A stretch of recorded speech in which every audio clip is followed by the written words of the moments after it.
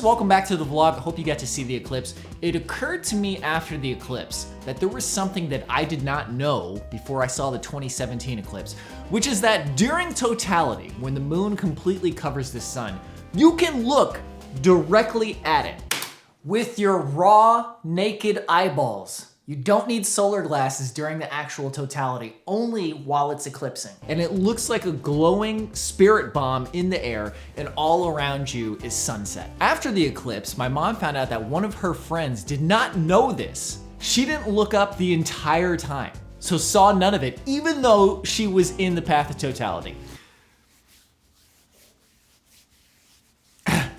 I feel like all of us who have seen a total solar eclipse have done you who have not seen a total solar eclipse a disservice by not emphasizing that you can look at the moon and the sun when the moon completely covers the sun.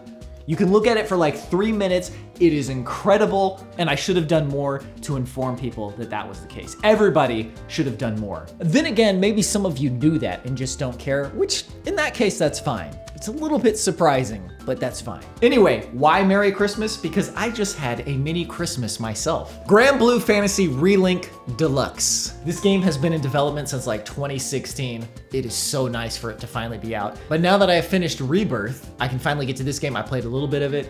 It is fantastic. Absolutely beautiful art, great music. But speaking of Rebirth, Final Fantasy VII Rebirth Original Soundtrack Special Edit Version. Look at this absolute beaut from Butte.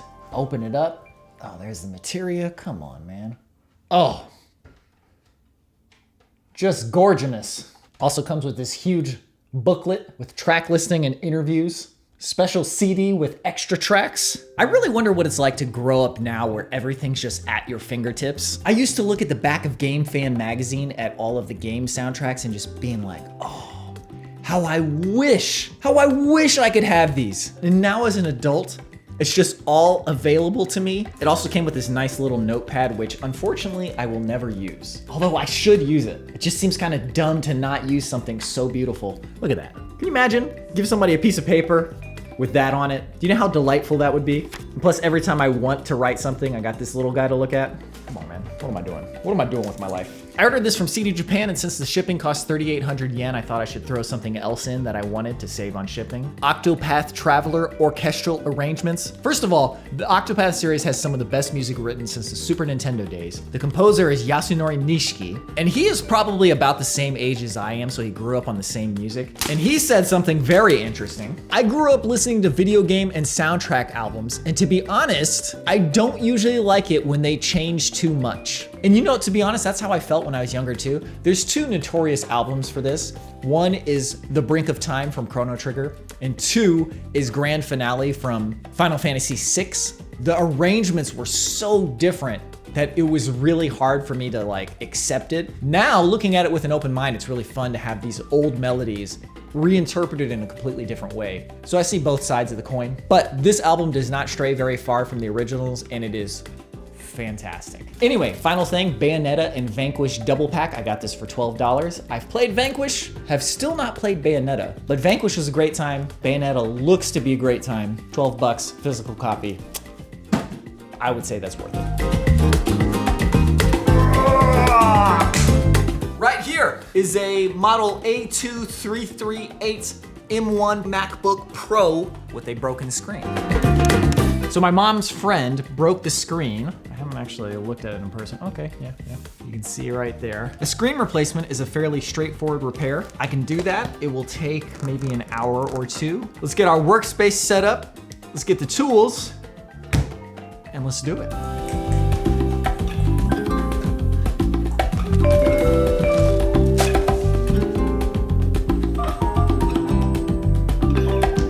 First step is, of course, to open ye old iFixit A2338. Display assembly, 1 to 2 hours, moderate difficulty. All right, first stop, let's turn this bad boy off. I probably also want to check that this screen is actually intact. Looks good to me. Excellent, let's set this aside. Now, to open it up.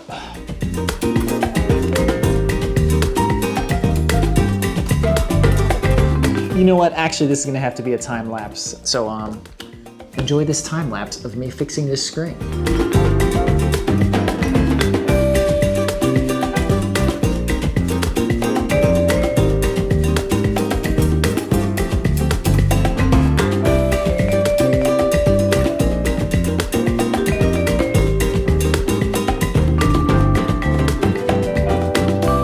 Okay, this is always the worst and the best part is when you turn it on.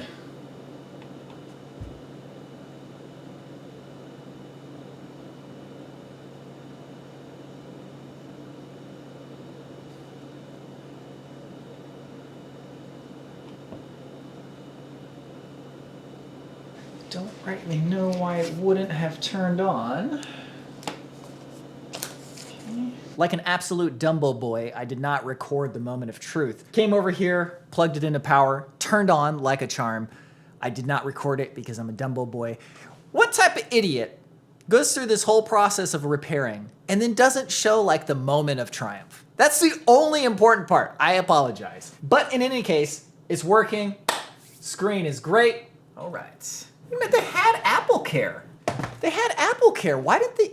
How much does a screen repair cost with Apple Care? It would have only been $99 to repair it with Apple Care.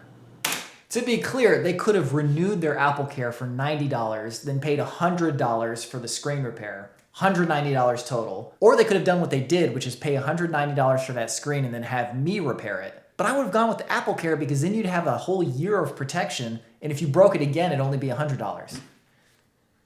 Maybe they didn't realize they could do that? I don't know. Anyway, okay, thank you very much for watching. Hope you have a good one. The next videos that are going to come out are going to be from our Japan trip. There's 4 vlogs we did all before our Kumano-Koto hike. They're gonna be coming out over the next 2 weeks, one after another, on this channel and the Adventure Archive channel. And then after that is probably going to be our trip to Tennessee. And then after that, we've got one more Japan video. And then after that, the Colorado road trip. That'll probably take us like into fall or something, I don't know. These videos take a long time to edit. We're working on that though. Thanks for watching. Hope you have a good one. See you in the next one.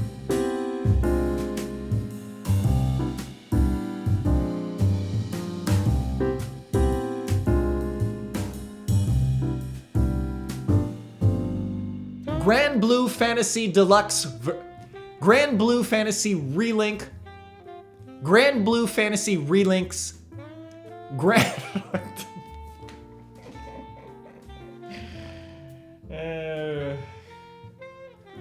English, do you speak? And the totality part is, let me just post this graph. Look at this graph. That is why totality is a big deal. And in 1994, I missed the annular solar eclipse because my teacher was looking at a video feed in Ohio and took us out after the eclipse had already gone. I have been mad for many years about that until I realized that that was not a total solar eclipse. So it wasn't that interesting anyway. And also, this makes it make more sense why my dad did not think that this was going to be a big deal. It's like, what's the big deal? There's an eclipse every night and I can see it when it's dark. A total solar eclipse is completely different from an annular solar eclipse and a partial solar eclipse. It is completely different. So before the total eclipse, you did not know that you could look at it with your naked eyes. Oh, that's absolutely during the true. Actual total eclipse. I never knew there was any time you could do that. Yeah, when you told me that, I was thinking back to 2017, and I did not know that till like a week before, and I was just like researching. Well, probably maybe before that, because I was preparing for a while. So Yeah, I'm sure lots of people don't know that. I didn't know it until we were preparing an article for the newsletter at Prime Life. So I got on the NASA website, and they said, you have to take them off because if you have the glasses on, you can't see it.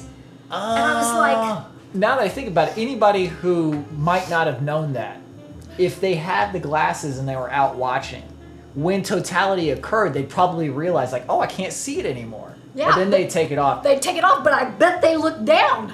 My friend Rebecca. But she didn't have glasses at all. She didn't have glasses. No. I think if you were wearing the glasses and you think? suddenly couldn't see it, you'd look at it because you're like, what's going on? Because I mean, you look at the sun all the time during sunsets and you don't go blind.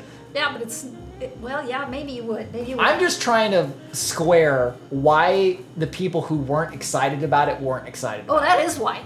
Because they what they should say when they talk about a total, the very first thing, in my opinion, is it's the only time you can watch the eclipse without glasses. They should just say that right out loud. There's too much caution in front and not enough. This is like, that's the cool part, is you get to look at this glowing ball of light. Yeah, when it should be sunny, and you see this big dark circle with light around it, and you can just look at it, and then it's beautiful. And then when it starts to come out, it has that big flash of light for a second. God, it was so awesome. What were your thoughts after watching the eclipse? Because my thoughts were, like, it was great. This is my second eclipse that I've seen. But knowing that the next one is in 20 years, like, filled me with, like, this in North America, filled me with, like, this sadness of my own mortality. I was like, oh my God, 20 years, I'm going to be 60 years old. 20 years, I'm going to be 85. Yeah. Yeah, no, actually, when it was over, I mean, when it was happening, and then the sunshine came back, I was literally tearing up. And your wife was next to me, and we were cheering, we're hugging each other.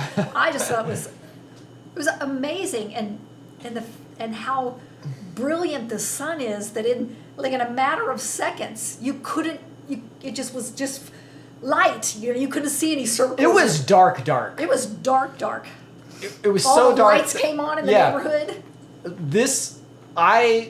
The one regret I have from this is that I spent a little bit too much time focusing, because I had 2 cameras going and a drone going. So I was trying to take care of all those at the same time. It's like I have one very strong memory of looking at it, like, oh! And then the rest, I just remember mostly trying to make all the cameras go. But I don't feel too bad, because the first time I saw it, I prioritized looking at it, because I knew it could be the only chance. Yeah, I would travel again. I wouldn't travel to Iceland. And, well, I was thinking about Iceland. Iceland has terrible weather. Somebody mentioned that to me. I was like, I'm thinking about maybe I should go to the Iceland one. It's like, well, they have terrible weather. You're not going to be able to see anything. Well, and they're always having new volcanoes and stuff, too. That's the only reason I would go, is to see the volcanoes. Well, the 2044 one, I definitely am going to go see. Also, in 1994, I've been mad about this since 1994, and I just realized that was not a total solar eclipse. That was an annular one. So the moon covered the sun, but you could still see a bunch of sun around it. It was not close enough to us to block it out. Yeah. So I missed that, but it also wasn't nearly as big of a deal.